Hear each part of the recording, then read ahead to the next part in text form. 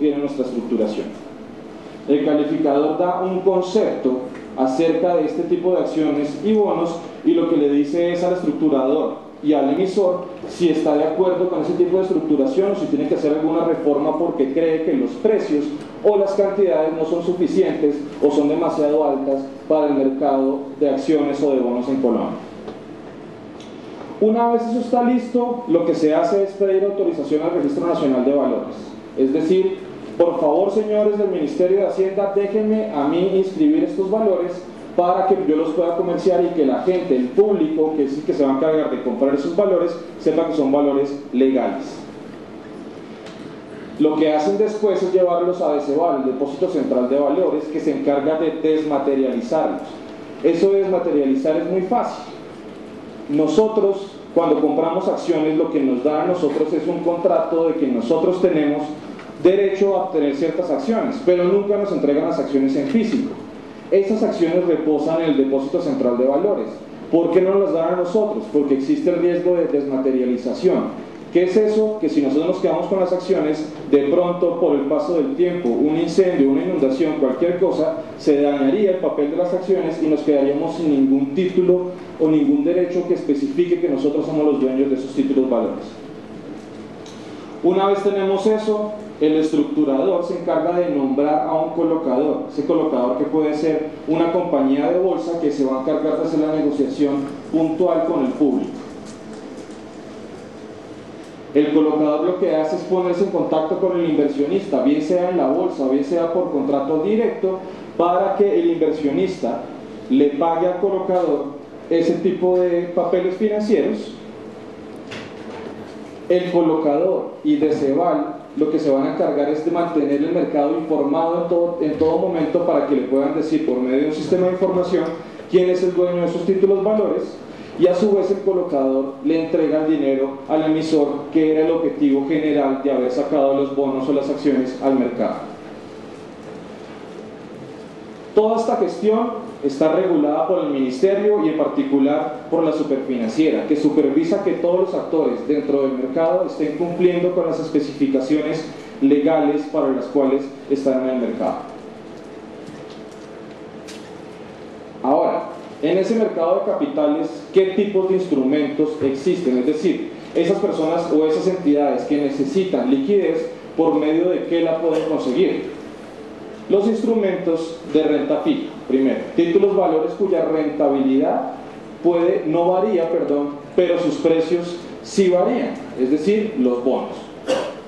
La renta variable, títulos cuya rentabilidad y además sus precios son variables. ¿Qué tipo de papeles financieros tenemos aquí? Las acciones. Y por último tenemos lo que se ha denominado como la mayor innovación de los mercados financieros, pero a la vez el arma de doble filo más grande que tienen los mercados financieros, que son los derivados. Los que conocen un poquitico acerca de la crisis de los subprime sabrán que los derivados financieros, o por lo menos eso dicen las grandes corporaciones, son en parte los culpables de no haber previsto los riesgos que tenía la burbuja hipotecaria en Estados Unidos. Ahora sí entremos en materia, ya que todos sabemos de qué estamos hablando. El riesgo financiero. Primero definamos qué es el riesgo. El riesgo simple es la probabilidad de que exista una amenaza y que esta amenaza se convierta en un desastre. Es decir, que algo nos suceda que nos afecte negativamente. Dentro de la empresa, ¿qué tipo de riesgos podemos tener? Miremoslo desde el ciclo de planeación de la empresa. El ciclo de planeación de la empresa, aunque ustedes son administradores y obviamente saben más de eso que yo, pero empieza por la visión. ¿Hacia dónde queremos llegar nosotros en un momento dado con nuestra empresa? ¿Cuál es esa visión de futuro que tenemos? Esa visión está ayudada claramente por la formulación estratégica, y es ¿cómo voy a hacer yo para llegar a esa visión? ¿Cuáles son las estrategias y las acciones que voy a tomar para llegar a esa visión que me estoy proponiendo? También tengo un portafolio y tengo unas proyecciones financieras o de mercados. Esos portafolios y proyecciones financieras lo que me ayudan a mí es a utilizar la liquidez que tiene la compañía o a determinar cómo consigo esa liquidez que necesita mi compañía.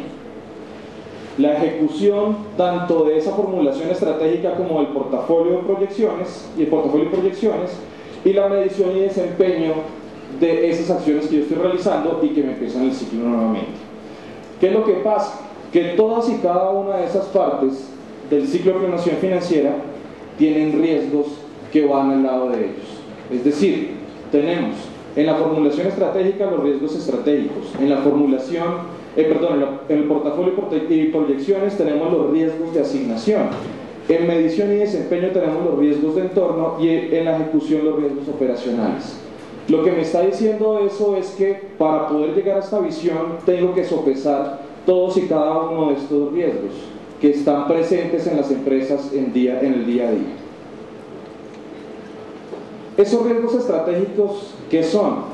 Son los riesgos que me pueden hacer a mí que el modelo de negocio se vuelva inviable, como por ejemplo, que salgan nuevos competidores si yo tengo un monopolio, que los bienes sustitutos o complementarios cambien su estructura de demanda, que bajen los precios, que las cantidades ya no sean las óptimas en el mercado.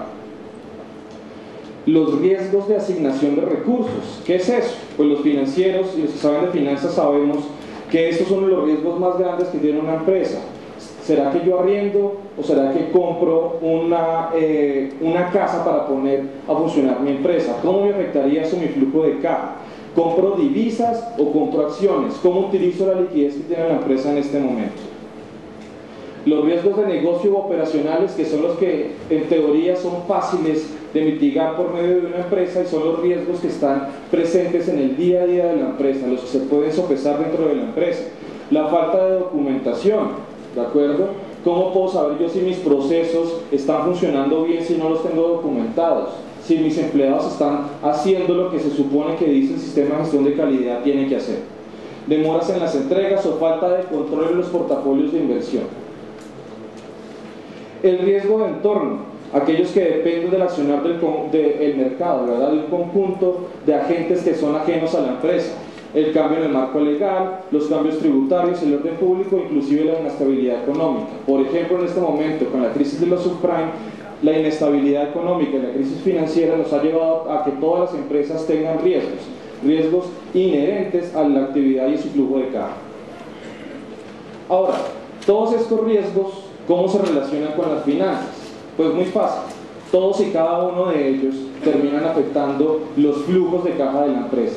Es decir, dentro de cada uno de ellos existe riesgo financiero. Entonces, ¿qué es eso de riesgo financiero? La posibilidad de pérdidas en los flujos de caja esperado de las inversiones directas o indirectas de un agente económico. Es decir, que cualquier cosa, bien sea externa o interna de la empresa, afecte los flujos de caja que tenemos esperados. Eso lo que va a hacer es que primero yo me puedo quedar ilíquido en mi empresa o puedo tener menores rentabilidades de las esperadas, lo que claramente me va a meter a mí en problemas con mi junta directiva. Existe un mal llamado cliché, que no lo es tanto, y ese es el cliché de la globalización, donde casi todos los libros de economía el día de hoy, los libros de finanzas empiezan en un mundo globalizado como el de hoy, y le botan toda la carreta que quieran.